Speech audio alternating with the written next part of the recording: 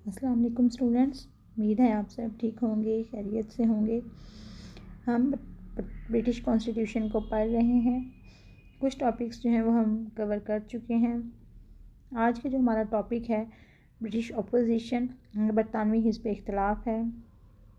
मैंने आपको बताया था कि बरतानिया में जो है पार्लिमानी निज़ाम है, इलेक्शंस होते हैं दारुल अवाम के। उसमें जो पार्टी अक्सरियत हासिल करती है उसका सरबराह वज़ीर आज़म बनता है, और जो अपोजिशन जो जिस पार्टी को अक्सरियत हासिल नहीं होती वो अपोजिशन का रोल संभालती है। जो अपोजिशन है किसी भी जमहूरियत में, जो जमहूरियत की कामयाबी है वो अपोजिशन की वजह से ही होती है, क्योंकि जो फेयर और फ्री डिस्कशंस होता है वो उससे पता चलता है कि जमहूरियत जो है वो कितनी कामयाब है और डेमोक्रेटिक इंस्टीट्यूशंस जो हैं वो किस हद तक आज़ाद और ख़ुद मुख्तार हैं। जो अपोजिशन है किसी भी जमहूरी मुल्क में, not only in British constitution बल्कि किसी भी मुल्क में, किसी भी जमहूरी मुल्क में जमहूरियत को नापने का सही पैमाना है ये। क्योंकि जो गवर्नमेंट होते हैं, गवर्नमेंट की पॉलिसियों से जब ये इख्तलाफ करते हैं तो इससे पता चलता है कि अप्रोप्रिएट जो है डिसीजन जो है वो क्या हो सकता है। आवाम के पास मुख्तलिफ पॉइंट ऑफ व्यू आते हैं, जब वो अपोजिशन को सुनते हैं तो उसके बाद वो अपनी एक ठीक राय जो है वो डेवलप करने के काबिल हो जाते हैं। और जमहूरियत का किसी मुल्क में क्या मकाम है इसका अंदाज़ा इस मुल्क के हिस्ब इख्तलाफ की हैसियत से ही किया जाता है। बरतानिया की अगर हम बात करें तो बरतानिया में अपोजिशन बहुत जानदार है, बेहद मौसर किरदार जो है ये अदा कर रही है। कैसे अदा कर रही है? जाहिर है एक जमहूरी मुल्क है, जमहूरी रवायात और जमहूरी कदरों को अजीज़ रखने वाला मुल्क है। ऑल दो कंजर्वेटिव है, लेकिन उसके बावजूद वहाँ पे जमहूरियत को पनपने के लिए हर मुमकिन माहौल जो है फ्राहम किया जाता है, और अपोजिशन जो है डेफिनेटली इसमें से एक है। तो आज हम अपोजिशन के बारे में तफसीलन डिस्कस करेंगे कि इसके फ़राइज़ क्या हैं, इसके इम्पोर्टेंस क्या है और ये क्या क्या काम वहाँ पे सर अंजाम देती है।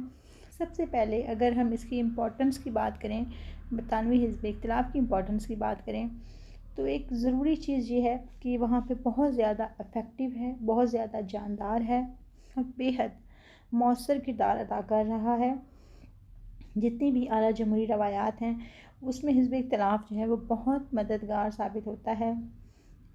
हाउस ऑफ कॉमन में अपोजिशन के पास एक ख़ुसूसी मकाम है, उसे हिज मैजेस्टी अपोजिशन भी कहा जाता है।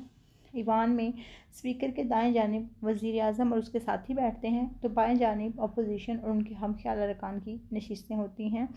It's like Pakistan. अगर आप पाकिस्तान में कौमी असम्बली का फॉर्मेट देखें और आपने कभी अगर कौमी असम्बली की प्रोसीडिंग्स देखी हों टीवी पर, तो आपको पता चल जाएगा कि वहाँ पे एक तरफ स्पेशली दाएं तरफ जो है वो हुकूमती अरकान बैठते हैं और जो बाएं तरफ है वो अपोजिशन के अरकान बैठे होते हैं।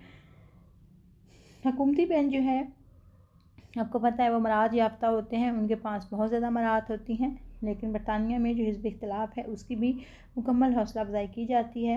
उनके कायद जो है उसको बाकायदा सैलरी तो वो लेता ही है, उसके साथ साथ उसको आम टोकन से ज़्यादा जो तनख्वाह और अलाउंसेस भी मिलते हैं।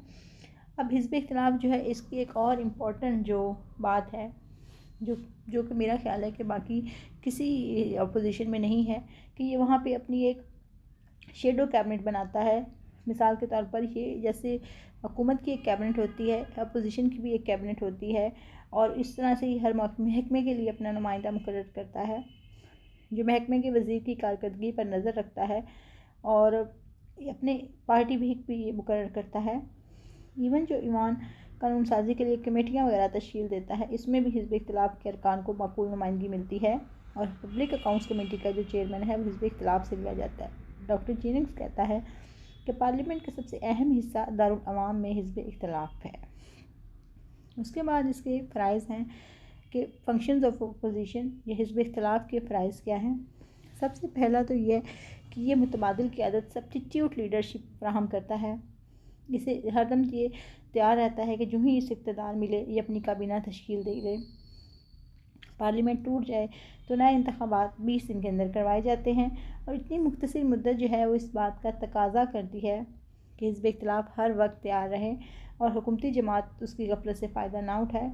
चूँकि वहाँ पे 2 पार्टी सिस्टम है, इसलिए मुतबादिल क़यादत का वजूद वाज़ेह तौर पर हर वक्त कायम रहता है। उसके बाद चेक एंड बैलेंस का सिस्टम है। वहाँ पे अपोजिशन हमेशा कोशिश करती है कि गवर्नमेंट की खामियों को ढूंढा जाए, उसके कमज़ोर नुकात ढूंढे जाएँ, और जब भी इंतज़ामिया की तरफ से कोई गलती होती है तो हिज़्ब इख्तिलाफ़ के अरकान जो हैं वो तनकीदी नशर चलाना शुरू कर देते हैं। हर दम चाको चबंद और एक्टिव अपोजिशन जो है वो हमेशा हुकूमती जमात के लिए मसला बनी रहती है, और वो कोई ऐसी हरकत नहीं करती है जिसको निशाना बनाकर अपोजिशन अवाम में उसकी इमेज को ख़राब कर सके। उसके बाद है इलेक्शन ऑफ स्पीकर, कि जब स्पीकर का चुनाव होता है, अभी हम स्पीकर को पढ़ेंगे, डिटेल से पढ़ेंगे। तो स्पीकर का जब चुनाव होता है तो हिज़्ब इख्तिलाफ़ का जो सरबराह होता है, जो अपोजिशन का सरबराह होता है, उसका वज़ीर आज़म से रब्ता रहता है, और स्पीकर के चुनाव के लिए दोनों बाकायदा मुज़ाकरात के ज़रिए किसी एक फ़र्द पर मुत्तफ़िक हो जाते हैं। अपोजिशन की राय लिए बगैर स्पीकर के ओहदे के लिए कोई भी फ़र्द, कोई भी रुकन नामज़द नहीं किया जाता। एक और चीज़, आपने कमेटी सिस्टम पढ़ा था, उसमें मैंने तफसील से बताया था कि कमेटियों में जो है दारुल अवाम के अरकान पर भी मुश्तमिल होते हैं लोग, दारुल उमरा से भी लोग लिए जाते हैं, और इसमें हुकूमत और अपोजिशन को बराबर हिस्सा मिलता है, उनको तनासुब के हिसाब से नुमाइंदगी मिलती है।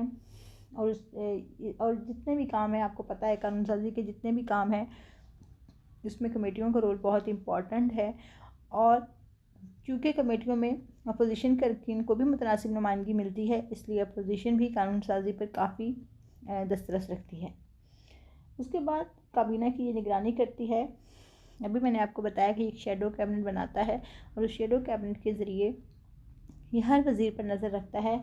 कहा जाता है कि बरतानिया में वज़ीर आज़म के मुतल्लिक़ उसकी बीवी को वो कुछ मालूम नहीं होता जो अपोजिशन का सरबराह जानता है, और शेडो कैबिनेट बनाकर अपोजिशन के अरकान साए की तरह वज़ीर आज़म के ताक़ुब में लगे रहते हैं। उसके बाद वहाँ पे बरतानिया में एक चेक एंड बैलेंस का बड़ा अच्छा निज़ाम कायम है। अपोजिशन ने वहाँ पे बड़ा अच्छा सिस्टम जो है वो राइज किया है। हिज़्ब इख्तिलाफ़ जो है वो हुकूमती जमात को डिक्टेटर नहीं बनने देता, और वो इस बात का मुसलसल जायज़ा लेता है कि जो हुकूमत है वो अपनी कारकर्दगी को बेहतर बनाए। पब्लिक अकाउंट्स कमेटी वज़ारतों के अखराजात पर नज़र रखती है। कमेटी के सरबराह जो है वो हमेशा अपोजिशन का कोई अहम लीडर होता है। दोनों जमातें, क्योंकि वहाँ पर 2 पार्टी सिस्टम है, दोनों जमातें जो है अपोजिशन में भी जो बैठी है और जो गवर्नमेंट में भी बैठती है, वो एक दूसरे की हैसियत से आगाह होती हैं, और इसलिए वो दोनों आपस में बाहमी ताउन पर मजबूर होते हैं, और इस तरह से अख्तियारात में तवाज़ुन कायम रहता है। और अख्तियारात में तवाज़ुन ही जमहूरियत की कामयाबी के लिए सबसे इम्पॉर्टेंट चीज़ है, और चेक एंड बैलेंस की ही फ़ज़ा जो है ये it's according to opposition, it's due to opposition, क्योंकि ये अगर आपने कौमी मफादात हासिल करने हैं, अगर आपने कौमी तकाज़े पूरे करने हैं, तो इसके लिए अपोजिशन जो है उसको अपना रोल प्ले करना पड़ता है। अनफॉर्चुनेटली अगर हम अपने मुल्क की बात करें तो यहाँ पे अपोजिशन जो है वो तनकीद का ज़्यादातर, अगर हम अपनी पूरी हिस्ट्री देखें तो इसमें तनकीद तो है। अपोजिशन जो है वो कभी भी कह सकते हैं कि एक तामीरी रोल, कंस्ट्रक्टिव रोल जो है वो प्ले नहीं करती है। बरतानिया में जमहूरी की तरह चूँकि बहुत स्ट्रांग है, वहाँ पे मेन मकसद जो है वो आवाम को बेहतरी, आवाम के हर काम में बेहतरी है, तो वो इसी के लिए काम करते हैं। और ये सिर्फ पाकिस्तान का मसला नहीं, हर थर्ड वर्ल्ड कंट्री या हर डेवलपिंग कंट्री का ये मसला है कि वहाँ पे अपोजिशन से जो रोल एक्सपेक्ट किया जाता है वो नहीं अप्लाई करती है। डिलेइंग टैक्टिक्स यूज़ किए जाते हैं, और ये जो है delaying tactics prove most effective weapon to check autocratic trends, और जो डेमोक्रेटिक वैल्यूज़ हैं जिनकी सोसाइटी ने इस्टेब्लिश की हैं, इन्होंने वहाँ के पॉलिटिकल एटीट्यूड को और जो पॉलिटिकल पार्टीज़ का बिहेवियर है उसको बहुत ज़्यादा रिफ़ाइन किया है। अगर वहाँ पे जो भी पार्टी पावर में है और जो भी अपोजिशन है, वो जो है वो ट्रेडिशंस को, उसकी जो रवायात हैं उसकी रिस्पेक्ट करती हैं, और एक्सट्रीम पोलराइजेशन जो है उससे बचने की कोशिश करती हैं। उसके बाद नेक्स्ट जो हमारा टॉपिक है वो स्पीकर का है। ये दोनों बड़े छोटे छोटे टॉपिक हैं, इन पे ऑलमोस्ट नोट आता है, 10 मार्क्स का नोट होता है, तो इसको आपने इस तरह से ही तैयार करना है कि आप 10 मार्क्स का जो क्वेश्चन है वो लिख सकें। स्पीकर क्या होता है? मैंने आपको बताया था कि दारुल अवाम की जो इजलासों की सदारत करता है वो स्पीकर कहलाता है। स्पीकर जो है एक बड़ा मुमताज़, बड़ा मुनफरिद किस्म का ओहदा है बरतानिया में। और ये भी वहाँ पे ग्रेजुअली इसका भी इर्तिका हुआ है और उसके बाद ये वजूद में आया है। सबसे पहले जो स्पीकर थे वो सर थॉमसन यंगरफोर्ड थे। और स्पीकर के बारे में कहा जाता है कि एक ऐसा रुकन है जिसे ईवान खुद मुंतखब करता है कि वो इसकी नुमाइंदगी करे और उसके मुबाहिज़ों की सदारत करे। शुरू में स्पीकर को मुंतखब नहीं किया जाता था, बल्कि बादशाह जो है वो खुद ही किसी रुकन को स्पीकर जो है वो नामज़द कर देता था। ये बाद की बात है कि स्पीकर जो है उसके लिए बाकायदा उसका इलेक्शन होने लग गया और उसको बाकायदा जो है मुंतखब किया जाने लगा। अब स्पीकर जो है वह एक इंतखाबी ओहदा है और जब दारुल अवाम की अक्सरियत इसे मुंतखब करती है और जब ईवान के अरकान की अक्सरियत किसी को स्पीकर मुंतखब करती है तो 24 घंटे के अंदर अंदर तायदार की मंजूरी जो है वो हासिल हो जाती है। इसकी एक अहम खसूसियत जो है इसका न्यूट्रल होना है। जब भी कोई शख्स जो है वो स्पीकर मुंतखब होता है, चाहे वो कंजर्वेटिव पार्टी का हो चाहे वो लेबर पार्टी का हो, जब वो स्पीकर मुंतखब हो जाता है तो वो बिल्कुल गैर जानिबदार हो जाता है। उसकी अपनी पार्टी से कोई वाबस्तगी नहीं रहती है, वो बिल्कुल गैर जानिबदार होकर अपना काम करता है, वो बिल्कुल अपनी सियासी वाबस्तगियाँ ख़त्म कर लेता है। अमेरिका में ऐसा नहीं है। अगर आपको अमेरिका के स्पीकर के साथ इसका कंपैरिजन आ जाए तो ये बात याद रखिएगा कि अमेरिका में स्पीकर जो है वो गैर जानिबदार नहीं होता है, वो अपनी पार्टी के साथ पूरी जानिबदारी निभाता है। बरतानिया में ऐसा नहीं होता है और मोस्टली जो है स्पीकर वो बिला मुकाबला मुंतखब होता है। अपोजिशन का जो हेड है और जो वज़ीर आज़म है, जो लीडर ऑफ़ द हाउस है, वो दोनों मिलकर जो है किसी फ़र्द का नाम पर मुत्तफ़िक होते हैं और दोनों पार्टीज़ जो हैं उसे बिला मुकाबला ही मुंतखब कर लेती हैं। ये नहीं कि वहाँ पे स्पीकर के लिए बाकायदा कॉन्टेस्ट नहीं होता है। लाइक पाकिस्तान, आपने अगर कभी देखा हो कि जब कौमी असम्बली का पहला सेशन शुरू होता है मुंतखब होने के बाद तो सबसे पहले स्पीकर का चुनाव होता है। इस तरह से बरतानिया में भी है, क्योंकि स्पीकर जो है वही तो उसने ही तो ईवान को संभालना है। और आप कभी देखिएगा प्लीज़ कि असम्बली में जब ईवान की कार्रवाई हो रही होती है तो स्पीकर वहाँ पे क्या काम कर रहा होता है। स्पीकर हमारी असद कैसर है नेशनल असम्बली की। आजकल मैं आपको कहूँगी कि आप एक दफ़ा असम्बली की प्रोसीडिंग ज़रूर देखें। इसके बाद इसके पावर्स एंड फंक्शंस हैं स्पीकर के। सबसे पहला जो इसका फंक्शन है वो ईवान की सदारत करता है, मुकम्मल नज़्म व ज़ब्त बरकरार रखता है। आपने देखा होगा क्योंकि बरतानिया का पार्लिमानी निज़ाम पाकिस्तान की तरह है, बल्कि मुझे ये कहना चाहिए कि पाकिस्तान का पार्लिमानी निज़ाम जो है वो बरतानिया की तरह सब कॉन्टिनेंट का जो है वो उनका हिस्सा रहा है। हमने वहीं से पार्लिमानी निज़ाम लिया है।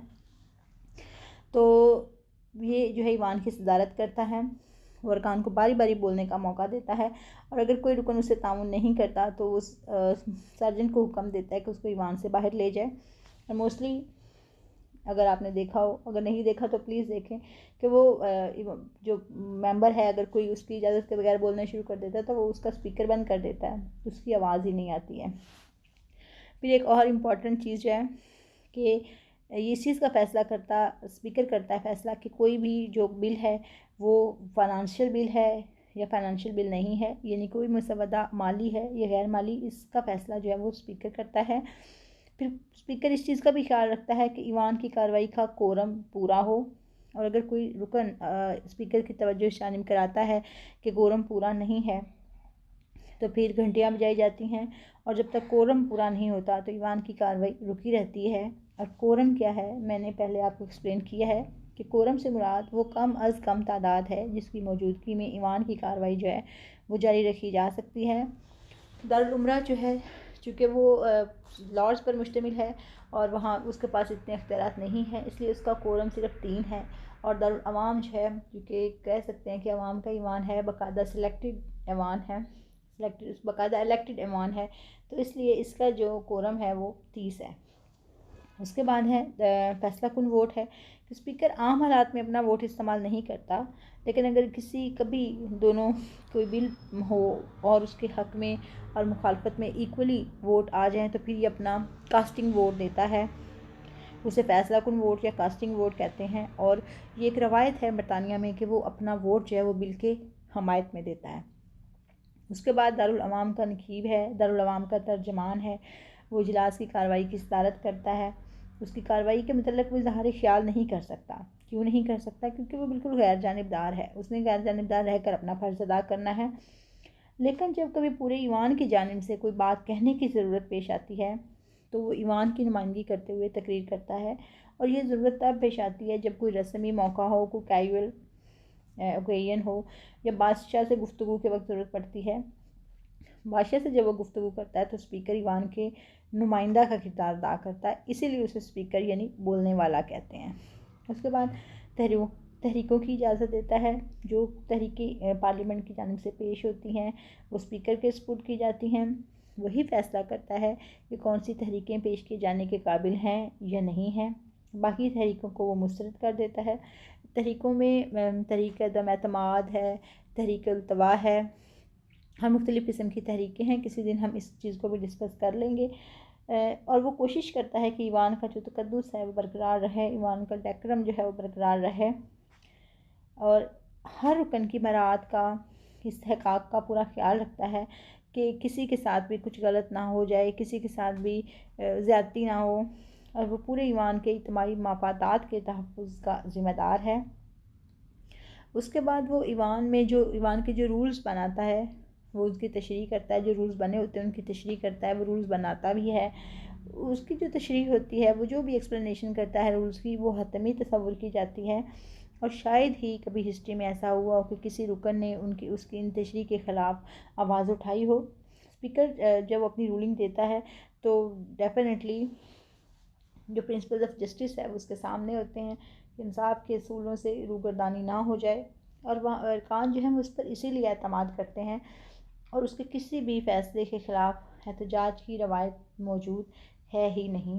और दूसरी बात यह है कि वहाँ की आवाम अपने जो है रवायात से मोहब्बत करती है। तो अगर कभी ऐसे हो कि स्पीकर जो है मुंतखब किया जाए और कुछ दूसरी पार्टी जो है वो उसको ना माने और वो उसके ख़िलाफ़ अपना जो है वो नुमाइंदा खड़ा कर दे, तो जो पार्लियामेंट होती है या जो लोग होते हैं वो इस चीज़ को एक्सेप्ट नहीं करते हैं, क्योंकि वो लोग अपनी रवायात से प्यार करते हैं। ये आपके 2 क्वेश्चन थे, स्पीकर का क्वेश्चन और हिज़्ब इख्तिलाफ का क्वेश्चन, और इम्पॉर्टेंट हैं दोनों, बहुत इम्पॉर्टेंट हैं। इस पे नोट आता है स्पीकर पे भी और हिज़्ब इख्तिलाफ पे भी। जब भी आएगा आपने इसको 10 मार्क्स के क्वेश्चन के हिसाब से करना है, और ज़ाहिर है 10 मार्क्स का क्वेश्चन आपको पता है कि कितना होना चाहिए, आपने उस हिसाब से उसको करना है। और उसके बाद अगर आपके पास टाइम है तो आप प्लीज़ 20 मिनट्स में इस क्वेश्चन को लिख के देखें, आफ्टर रिमेंबर इट, और अपनी जो स्पीड है, राइटिंग स्पीड है, उसको बेहतर करें और कोशिश करें कि आप इसको हेडिंग्स की सूरत में याद करें, हेडिंग्स की सूरत में लिखें। 4th ईयर, ये आपका आज का लेक्चर था। कल हम जो है वो पॉलिटिकल पार्टीज़ पढ़ेंगे बरतानिया की, कि बरतानिया में मैंने आपको बताया था कि 2 पॉलिटिकल पार्टीज़, 2 पार्टी सिस्टम है। बहरहाल वहाँ पे 3 जो मेन पार्टीज़ हैं उसके बारे में हम पढ़ेंगे इस लेक्चर में से। अगर आपको कुछ समझ नहीं आया है तो आप मुझसे पूछ सकते हैं। I am there to help you, I am there to support you. Thank you so much 4th year. Allah आपका हामी नासिर। Thank you.